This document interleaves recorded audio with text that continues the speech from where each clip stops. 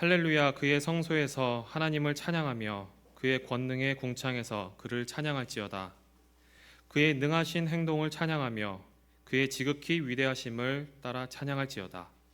나팔 소리로 찬양하며 비파와 수금으로 찬양할지어다. 소고치며 춤추어 찬양하며 현악과 퉁소로 찬양할지어다. 큰 소리 나는 제금으로 찬양하며 높은 소리 나는 제금으로 찬양할지어다. 호흡이 있는 자마다 여호와를 찬양할지어다. 할렐루야. 이 시간 정주영 목사님께서 호흡이 있는 자마다 여호와를 찬양할지어다라는 제목으로 말씀 전해 주시겠습니다.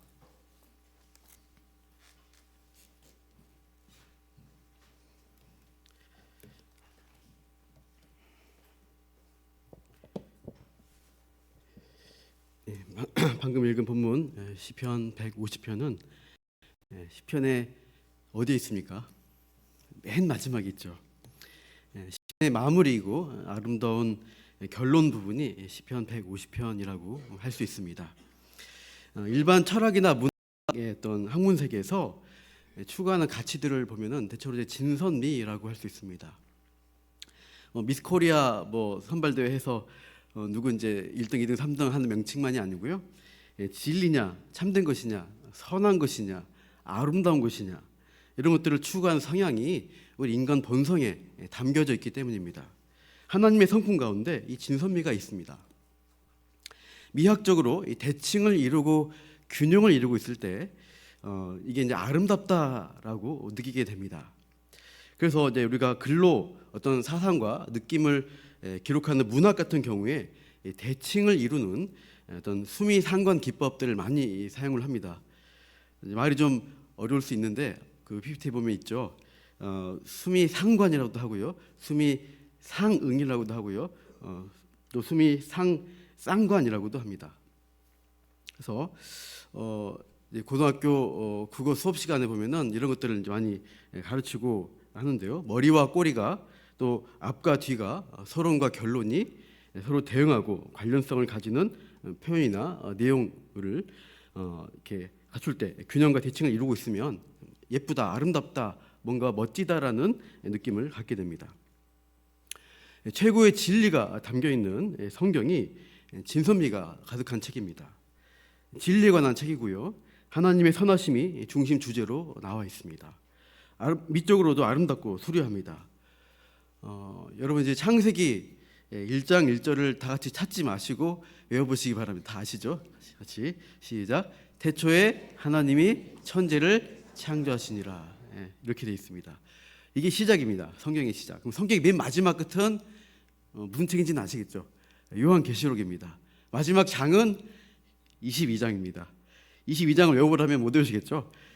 보여드릴게요. 22장 13절 또 20절 21절이 중요한 내용인데 PPT 있을까요?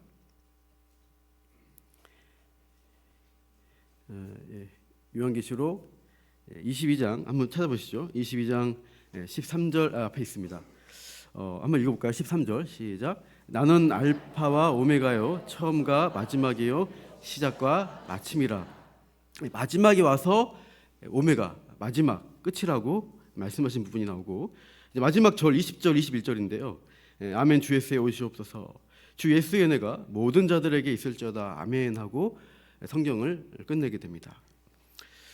창세기에서 하나님께서 아름다운 창조 사역으로 세상 역사를 시작하셨고, 그러니까 창세기는 말 그대로 시작에 관한 책입니다. 그리고 성경 66권의 마지막 책 요한계시록은 끝에 관한 내용을 기록합니다. 그러니까 인류 역사의 마지막 때 어떻게 될 것인가를 예언하고 있어요. 처음과 마지막이 되시는, 시작과 마침이 되는 분이 누구신가 했을 때 그분은 바로 예수 그리스도시다. 아멘 주 예수에 오시옵소서. 그분이 오셔서 인류 역사를 최종 심판으로 마무리하신다라는 것입니다. 그때 두 가지 결론밖에 없습니다. 영벌이냐 영생이냐, 극치의 지옥 형벌에 처하느냐, 극치의 천국 완성된 하나님 나라에 들어가느냐, 두 갈래밖에 없습니다. 그럼 오늘 본문인 이것이 이제 성경 역사의 맨 처음과 마지막이 서로 대응을 이루고 있는 모양을 보여주고 있는 수미상관, 수미상응의 미적인 요소가 있다고 할 수 있죠. 오늘 시편 150편은 어떠한가 했을 때 시편의 끝에 있으니까 대응이 되는 부분이 어딜까요? 시편의 처음이겠죠. 시편 1편과 어울린다고 할 수 있습니다. 앞에 시편 1편 보시면 복 있는 사람은 악인들의 꾀를 따르지 아니하며 죄인들의 길에 서지 아니하며 오만한 자들의 자리에 앉지 아니하고 오직 여호와의 율법을 즐거워하여 그의 율법을 주야로 묵상하는도다. 시편 1편은 복 있는 사람에 대한 것을 노래하고 있습니다. 복 있는 사람이 누구냐 했을 때 그 사람은 악인들의 꾀를 쫓지 않고 죄인들의 길에 서지 않고 오만한 자들의 자리에 앉지 않는 자들입니다라고 고백하죠. 그리고 그 사람들은 오직 하지 않는 거 말고 하는 것은 뭐냐? 오직 여호와의 율법을 즐거워하여 주야로 묵상하는, 즐거이 묵상하는 사람이 복된 사람입니다라고 찬양합니다. 그러니까 하나님 말씀을 통해서 하나님을 알고 하나님을 즐거워하는 그런 사람이 복된 사람이다라는 묘사입니다. 그 복된 사람이 마지막까지 해야 할 일이 무엇인가 했을 때 시편 150편 마지막 절, 오늘 주제 말씀이죠. 제목이죠. 호흡이 있는 자마다 여호와를 찬양할지어다 할렐루야입니다. 복 있는 사람은 마지막에 이제 찬양하는 자로 나타나는 것입니다. 과연 그러한가? 창세기 6일 창조 후에 하나님이 안식을 선포하십니다. 창세기 2장 2절과 3절에 있는데요. 여기 보시면 하나님이 그 하시던 일을 일곱째 날에 마치시니 그가 하시던 모든 일을 그치고 일곱째 날에 안식하셨습니다. 3절 읽겠습니다. 하나님이 그 일곱째 날을 복되게 하사 거룩하게 하셨으니 이는 하나님이 그 창조하시며 만드시던 모든 일을 마치시고 그날에 안식하셨습니다. 하나님이 마지막에 완성된 날, 일곱째 날에 참된 쉼, 안식을 선포하시면서 그날을 어떻게 하셨어요? 복되게 만드셨습니다. 거룩하게 하셨다라고 표현합니다. 그러니까 정확하게 하나님이 마련하신 완성된 마지막 일곱째 날에 안식을 누리는 존재가 복받은 사람이에요. 복을 누리는 사람, 또 하나님이 거룩하게 만드신 존재라고 표현되어 있습니다. 이제 우리가 성경을 보면 이렇게 복으로 시작해서 창세기 1장 부분이 복으로 시작하고 마지막이 찬양으로 끝나는데요. 시편도 그랬다고 했습니다. 근데 그 중간을 보시면 창세기 3장부터 우리가 이제 안식과 복을 잃어버린, 거룩을 잃어버린 신라곤에 떨어진 죄인들의 모습을 이제 나타내게 됩니다. 이제 많이 실패하고 넘어지고 좌절된 인류의 모습을 보여주지만 그러나 동시에 하나님이 약속을 주시죠. 그 약속을 이루어 가시는 하나님께서 결국 그 복을 잃어버린 복을 회복해 주셔서 우리를 신인류로 새로운 인류로 세우시는 것을 볼 수가 있습니다. 그 신인류가 누구냐 했을 때 바로 예수 그리스도를 믿는 여러분들입니다. 바로 교회입니다. 심령이 가난한 자는 복이 있나니 천국이 그들의 것임이요라고 예수님이 말씀하신 팔복처럼 예수를 믿고 구원받은 자들이 복받은 자들입니다. 그들이 요한계시록 19장을 한번 찾아보시겠습니다. 한번 요한계시록 19장을 보시면 요한계시록 19장을 잠깐 보시겠습니다.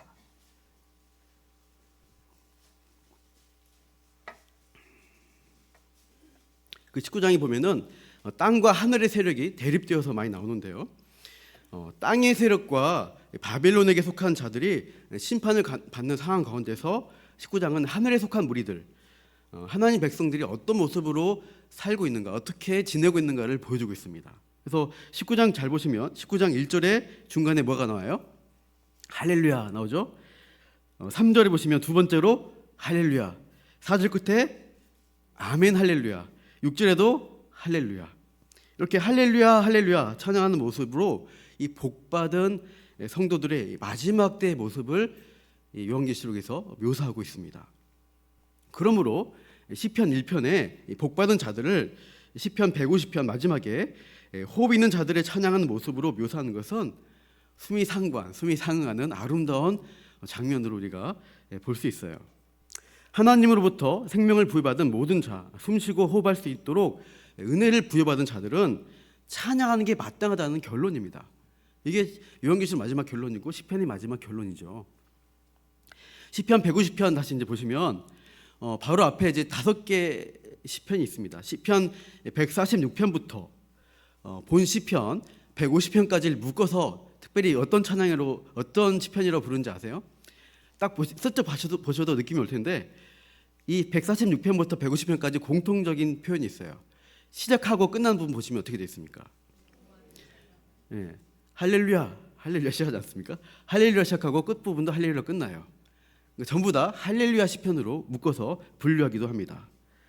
할렐루야로 시작하고 할렐루야 끝나는 찬양의 모습으로 숨이 상응하고 있는 아름다운 모습을 보여주고 있습니다. 근데 시편 146편에서 149편까지는 찬양의 근거들을 계속 제시하면서 찬양하라라고 권면합니다. 근데 이 본 시편 150편은 그런 특별한 이유나 어떤 근거들을 많이 표현하지 않고 근거 없어도 그저 찬양하라라고 도전하고 있어요. 그러니까 마땅히 찬양하는 것이 맞다는 것입니다. 오늘 본문 1절에서 5절까지 보시면 어떤 표현들이 있습니까? 쭉 1절, 2절, 3절, 4절, 5절 보시면 반복되는 형태를 볼 수가 있습니다. 찬양하며 찬양할지어다. 매 절마다 있는 거 보이시죠? 찬양하며 찬양할지어다. 이런 150편에 찬양하라, 어떤 근거가 없을지라도 찬양하라, 이 두 번씩 반복하면서 우리에게 찬양할 것을 권면하고 있습니다. 그럼 본문을 자세히 차례대로 보면요, 1절 내용은 무엇이냐면 어디에서 찬양해야 하는가에 대한 말씀입니다. 1절 같이 읽어볼까요? 할렐루야, 그의 성소에서 하나님을 찬양하며 그의 권능의 궁창에서 그를 찬양할지어다. 그의 성소는 이제 이 구약 백성들 입장에서는 지상에 있는 성전을 가리킵니다. 구약 시대 예배를 위해서 특별히 정해 주신 예배의 장소가 성전입니다. 거기서 하나님을 찬양하라라는 권면입니다. 또한 하늘의 성소인 이 권능의 궁창, 높은 하늘에서 하나님이 좌정에 계신 그 성소에서도 찬양하라라고 권면합니다. 어떤 영적 존재들도 찬양하라는 것이죠. 이런 장소들은 하나님의 임재를 나타내는 특별한 장소들입니다. 땅에 대해서 임재를 약속하신 장소는 예루살렘 성전이었습니다. 또한 하나님이 실제로 임해서 계시는 그 장소는 성경은 하늘의 보좌라고 이렇게 계시하고 있죠. 하나님께서 하늘 보좌의 좌정에 계심으로 그 임재를 나타내시고 있습니다. 이런 특정한 곳에서 하나님의 권능과 통치가 이루어지는 것이죠. 그렇다고 해서 하나님이 오직 그 특정한 그 장소에서만 임재하시고 통치하는 것으로 제한되지 않습니다. 그런 곳으로부터 온 세상을 향해서 하나님의 통치가 확장되고 실현되고 있다는 것을 우리는 또한 인정해야 합니다. 하나님은 특정 장소나 시간에 제한되는 한계에 갇히지 않으시는 분이십니다. 무소부지하시고 온 세상에 충만하십니다. 그러므로 하나님의 이 권능과 통치를 인정하는 자들이라면 그 사람이 어디든지 간에 성전이 아닐지라도 그 사람이 있는 곳이면 하나님을 찬양하는 고백이 나올 수가 있어요. 어느 때나 어디서나 찬양할 수 있습니다. 하나님의 통치를 인정하는 백성은 그렇게 할 자격도 있고 의무도 있습니다. 그래서 무엇을 찬양할 것인가에 대한 내용이 2절에 나오고 있죠. 2절 같이요. 그의 능하신 행동을 찬양하며 그의 지극히 위대하심을 따라 찬양할지어다. 하나님이 행하신 일들로 찬양하라. 하나님을 찬양하는데 하나님이 하신 일들이 있다. 그것들을 떠올리며 찬양하라. 그 내용을 가르쳐 주십니다. 성경 전체의 내용은 하나님이 우리를 위해서 무엇을 하셨는가에 대한 내용입니다. 온 세상을 창조하시고 타락한 인간 역사 가운데 내버려두지 않으시고 개입하시죠. 그래서 택한 백성을 구원하시는 일을 행하시는 하나님이시다는 것을 보여주고 있습니다. 즉 창조와 구원의 일을 행하시는 하나님 되심을 성경은 가르치고 있어요. 그 일을 행하시는 그 하나님의 능하심과 위대하심을 찬양하라. 하늘과 땅의 성소는 그러한 하나님이 행하신 일들을 묵상하고 기억하며 찬양하는 장소가 되어야 합니다. 방금 언급했지만 사실은 특정 장소가 아니라 하나님이 행하신 일을 묵상하고 인정하는 사람은 어디서나 하나님을 마땅히 찬양할 수 있습니다. 그 고백과 찬양의 장소가 꼭 성전이 아니어도 하나님 보실 때는 그 자리가 거룩한 성소라고 할 수 있는 것이죠. 예수님이 수가성 사마리아 여인을 만났을 때 장면을 떠올려 볼 수 있습니다. 주변 사람들이 이목을 피해서 아무도 없는 한낮에, 뜨거운 낮에 이 여인이 물동이를 이고 우물가로 왔습니다. 그 예수님은 그 여인에게 영생하도록 솟아나는 생수를 약속하십니다. 그렇게 대화하시다가 이 사마리아 여인이 예배할 곳, 그 장소가 예루살렘이냐 사마리아냐라고 사마리아에 있는 그리심사이냐라고 질문했습니다.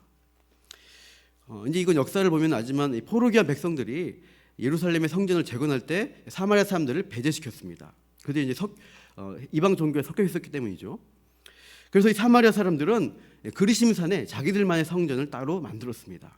이제 제가 지도에서도 봤는데 이 사마리아 성읍이고 맨 이쪽에 이쪽 있죠? 이쪽에 사마리아 성전이 있다는 자리를 보여주고 있습니다. 근데 이 성전이 한 몇백 년 있다가 300년이었나요? 있다가 이제 유대 독립국가 하스모니아 왕조가 일어섰을 때 이 성전을 이제 공격해서 다 파괴시켜 버립니다. 그래서 유대인하고 사마리아인 사이에 더 반목이 심해졌어요. 지금 이제 이스라엘이 팔레스타인 사람과 싸우는 그런 식으로 더 이제 갈등이 심해진 것처럼 그 당시에도 그런 일이 있었습니다. 그러다가 유대 독립국 이제 사마리아 여인이 그래서 자기들을 배우기로는 예배할 장소는 자기 조상들은 그리심산에 있다라고 말하는데 유대인들은 예루살렘이라 말하지 않냐고 어디가 예배할 장소냐고 예수님께 묻습니다. 근데 예수님이 뭐라고 하시나요? 이 말씀 읽어볼까요? 예수께서 이르시되 여자여 내 말을 믿으라. 이 산에서도 말고 예루살렘에서도 말고 너희가 아버지께 예배할 때가 이르리라. 제가 이 때라는 것을 강조해놨습니다. 그 다음 23절 24절도 보시면 반복돼서 나오는 게 때입니다. 예배할 때가 온다. 바로 이 때다라고 말씀하시죠. 예배할 장소가 중요한 것이 아니라 예배할 때가 오는 것을 예수님은 강조하십니다. 참되게 영과 진리로 예배할 그 때가 지금 나로 인해서 임했다, 시작되었다라고 선포하시는 거예요. 특정한 성지, 어떤 성전에서 예배하는 것 이것이 아니라 어디서 예배하는 게 중요한 게 아니라 어디서든 참으로 영과 진리로 예배할 때가 오는 것입니다. 즉 십자가 은혜로 하나님 백성된 성도는 이 교회가 세워진 이후에 어디서나 참되게 예배할 수 있는 존재가 되었습니다. 하나님 아버지께서 그 성도 예배를 받으시죠. 사랑하는 성도 여러분, 우리가 지금 예배하는 이 장소가 성전입니까? 아닙니까? 질문이 어려운가요? 여기가 성전일까요? 아닐까요? 우리는 이 장소를 성전이라고 부르지 않습니다. 단순히 예배드린 공간으로 예배당이라고 부릅니다. 지금은 전쟁으로 갈 수 없지만 예수님이 사셨던 이스라엘 땅이 여러분 성지인가요? 아닌가요? 뭐 홀리랜드라고 영어로 뭐 나오기 하는데요. 우리가 성지순례 가겠다라고 많이들 이제 하고 이렇게 교회들에서 많이 갔습니다. 제가 합심 공부하다가 한 3학년쯤 되면 보통 여름쯤에 이 이스라엘 땅, 요르단 이런 지역들을 이제 답사를 갑니다. 그럴 때 학교에서 뭘 하냐면 성지순례란 말을 못 쓰게 합니다. 성경 지리 답사를 간다라고 표현합니다. 왜냐하면 그 장소는 2000년 전에 예수님이 사셨던 그냥 장소일 뿐이에요. 그곳이 특별히 거룩하고 뭐 어떤 영적인 기운이 있고 그런 장소가 아닙니다. 오히려 지금 보면은 알지만 정치적으로 어떤 폭력이 있고 학살이 있고 미움이 더 많이 쌓이고 있는 죄의 땅으로 지금 더 드러나고 있습니다. 마찬가지로 우리가 예배한 이 장소가 성전이 아닙니다. 예루살렘 성전은 구약 이제 시대에 있었지만 예수님 시대 이미 그 이후에 완전히 파괴되어서 지금 지상에서 사라져 버렸습니다. 예수님께서 예언하셨죠. 이 성전이 돌 위에 돌 하나 남지 않고 완전히 무너질 것이다라고 성전에 대한 멸망을 예언하셨고 그대로 성취가 되었습니다. 그러면 성전이 이제 어디 있을까요? 하나님이 의도하시는 거룩한 장소는 어디일까요? 갈라디아서 4장 9절에 사도 바울이 이렇게 이 성도들 교회를 향해서 꾸짖는 말인데요. 제가 읽어드리면 이제는 너희가 하나님을 알 뿐 아니라 더욱이 하나님이 아신 바 되었거늘 어찌하여 다시 약하고 천박한 초등학문으로 돌아가서 다시 그들에게 종노릇하려 하느냐. 너희가 날과 달과 절기와 해와 해를 삼가 지키니 내가 너희를 위하여 수고한 것이 헛될까 두려워하노라. 그러니까 특정한 날과 절기, 어떤 특정한 장소 같은 것들을 지키면서 여기서 이 날에 드리는 예배만이 진짜 예배다, 거룩하다, 성스럽다라고 생각하는 그런 태도에 대해서 이 초대교회 사도 바울은 니들이 한 태도는 천박한 초등학문에 불과하다, 좀 정신 좀 차려라고 책망하는 겁니다.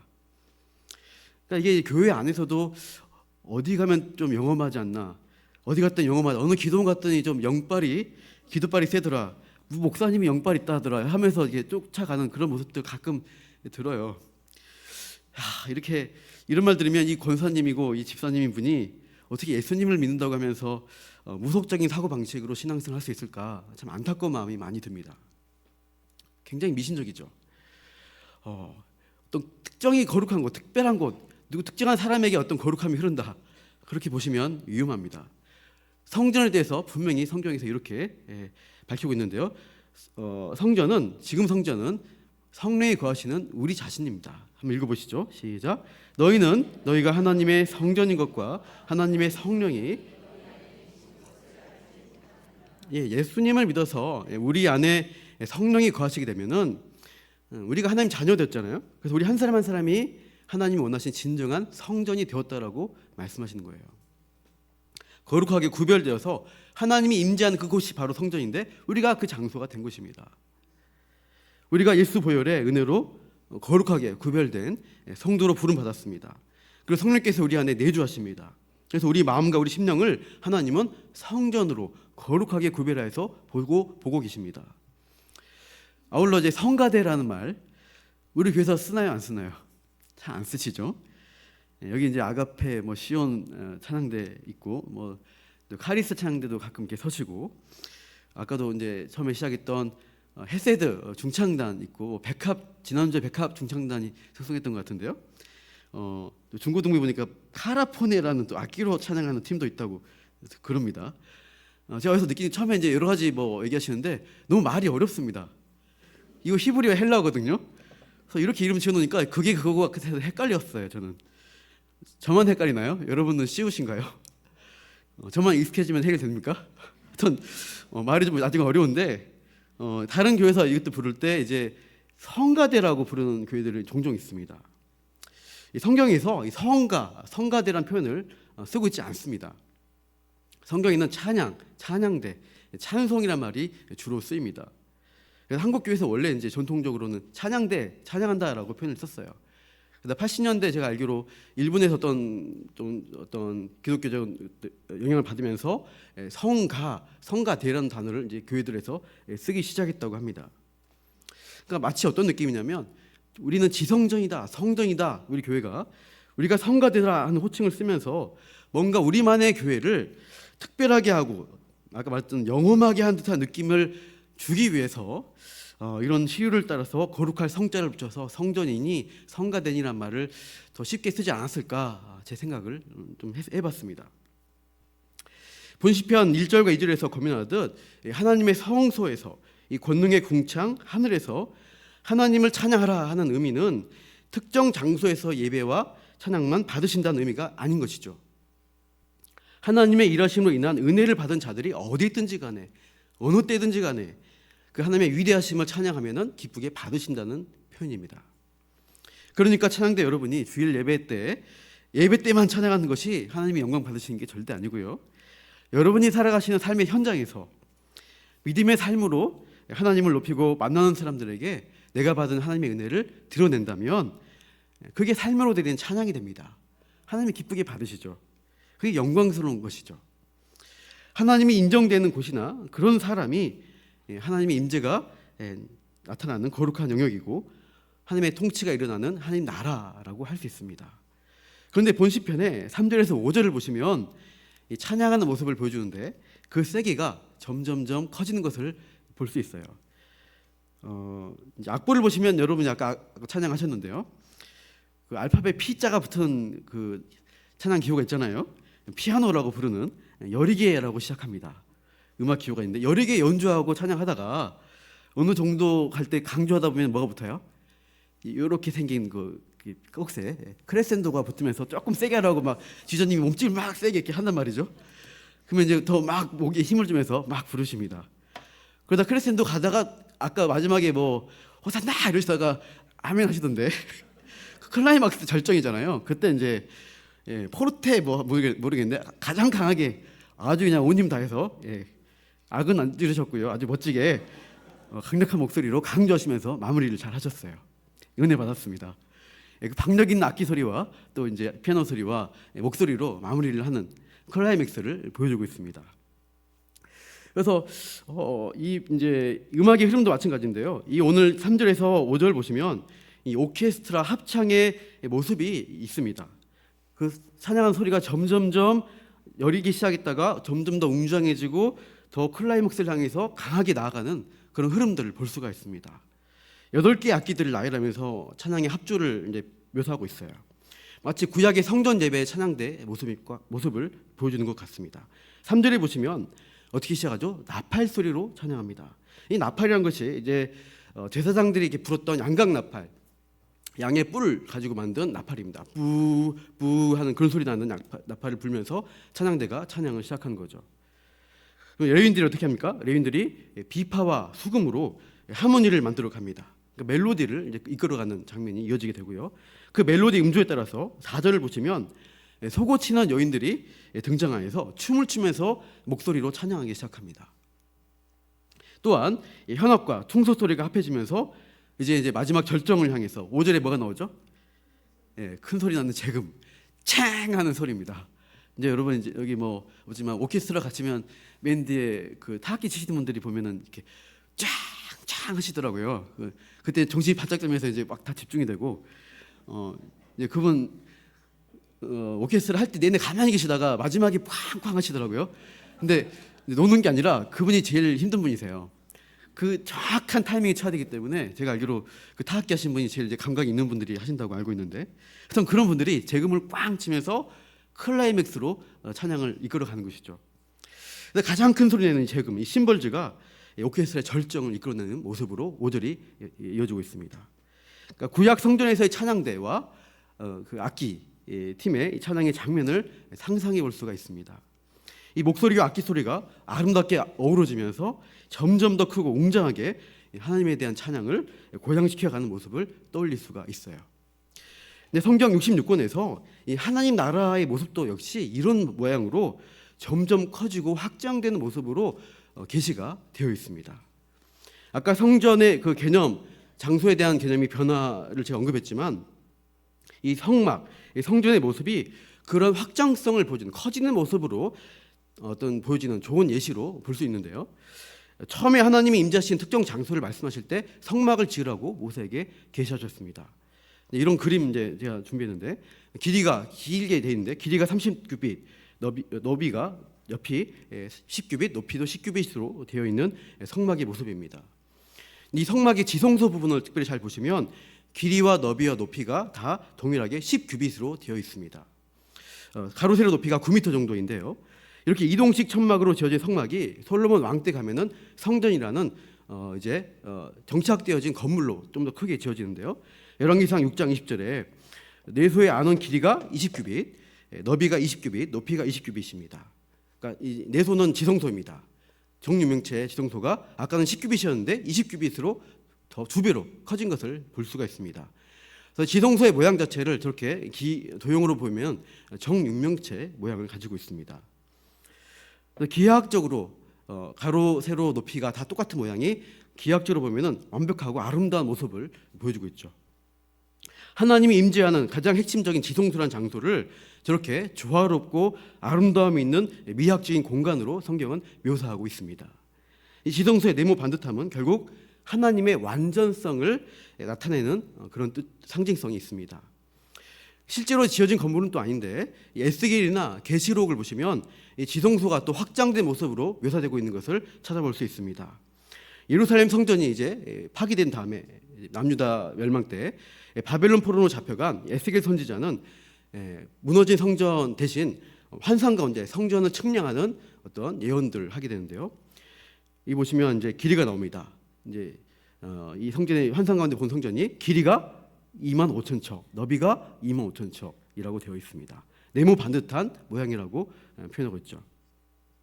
그러니까 성전과 성읍을 포함한 25,000척의 공간, 거룩하게 구별된 공간을 예언 가운데 측량하는 것을 봅니다.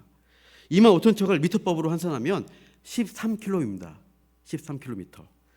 여러분 단일 건물로 13km인 건물이 지구상에 있을까요? 네옴 시티 만들면 모르겠는데 이제 그 말고는 이게 이제 미국의 국방성인 펜타곤인데요. 이 너비 이제 오각형이지만 너비 길이 보시면 이게 430m 된다고 합니다. 430m도 엄청난 건물인데요. 이게 몇 년 전까지 단일 건물로 세계 1위였던 건물입니다. 지금 중국에 이제 1위가 넘어갔는데, 그러니까 13km 건물을 에스겔이 봤다는 것은 그 당시로서는 더 대단한 거죠. 환상이긴 했지만 그러니까 엄청나게 커다란 건축물을 에스겔이 환상 가운데 보게 되었습니다. 그런데 요한계시록을 가시면 더 커다란 건축물을 계시하시고 있어요. 21장 16절에 보시면 어떻게 나오죠? 여기 성을 측량했어요. 근데 길이 너비가 다 반듯 같습니다. 측량해 보니까 12,000 스타디온, 길이와 너비와 높이가 같습니다. 스타디온이라는 단어 이거 쓰면 이제 스타디온 어디서 많이 본 거죠? 스타디움과 같은 어원입니다. 경기장이 스타디움인데요. 이제 헬라 문화권에서 육상 경기장을 많이 이제 올림픽을 했었죠. 그 트랙 단위를 스타디온이라고 불렀고요. 이 스타디온 한 스타디온이 200m 정도 됩니다. 그러니까 12,000 스타디온이라 하면은 미터법으로 2,400km입니다. 야, 13km랑 이건 또 차원이 다르죠. 그래서 어떤 사람이 이제 심심하니까 만들었는지 모르겠는데 지구본에다가 이 비율로 따져서 이제 종이로 접었더니 저런 크기라는 겁니다. 저 밑에 미국이 있거든요. 미국만한 건축물이에요. 성전이 미국만해. 가로 세로 높이가 상상할 수 없는 엄청난 크기죠.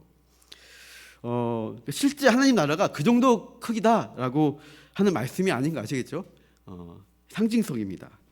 하나님이 임재하시는 지성소의 공간의 크기가 이 성경의 역사가 흘러갈수록 어떻게 된다는 거예요? 더 피아노로 시작했지만 크레센도 더 강하게 커지면서 마지막에 포르테를 찍으면서 클라이막스로 가는 것입니다.